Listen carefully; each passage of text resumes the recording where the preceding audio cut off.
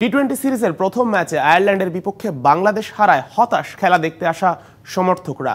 তাদের প্রত্যাশা পরের ম্যাচেই ঘুরে দাঁড়াবে, জ্যোতিরা জিতবে শর্টার ফরম্যাটের সিরিজও। পাশাপাশি এই সিরিজের ম্যাচের টিকিট মূল্য কমানোর দাবিও তাদের। সিলেট থেকে আরও জানাচ্ছেন সহকর্মী শাহান পাপন।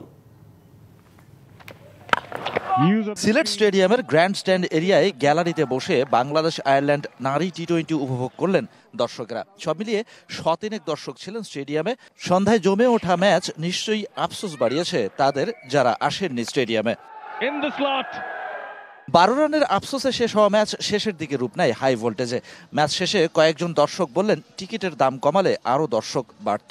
এই টিকিটগুলো ফ্রিতে দেখাবে, কিন্তু এখানে এসে দেখি 200 টাকা টিকিট বিক্রি হয়েছে। এই সিন্ডিকেটই ভাঙতে হবে। টিকিটের দাম যদি এখান থেকে 200 আছে, এটা যদি 100 করা যায় তাহলে আমাদের সাধ্যর ভিত্তিতে থাকে। জ্যোতিদের হেরে যাওয়া নিয়ে অভিযোগ নেই, বরং ক্রিকেটারদের মতো করেই কেউ কেউ বললেন, পরের ম্যাচে ঘুরে দাঁড়াবে বাংলাদেশের মেয়েরা।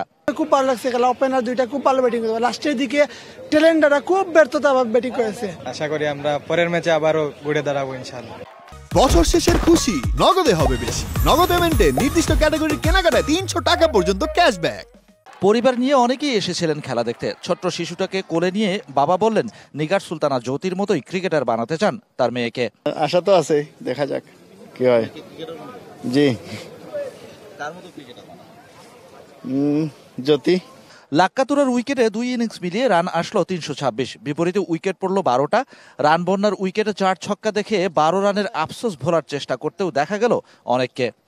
2 ওপেনারের 50 না পাওয়ার আক্ষেপ, তার সাথে যুক্ত হয়েছে আরো বড় একটা আক্ষেপ, সেটা হচ্ছে 12 রানের আক্ষেপ। পরে ব্যাট করেই আসলে হারলো কিনা বাংলাদেশ, সেটাও কিন্তু বিবেচ্য বিষয়। Shahan Papon, DBC news, Sylhet.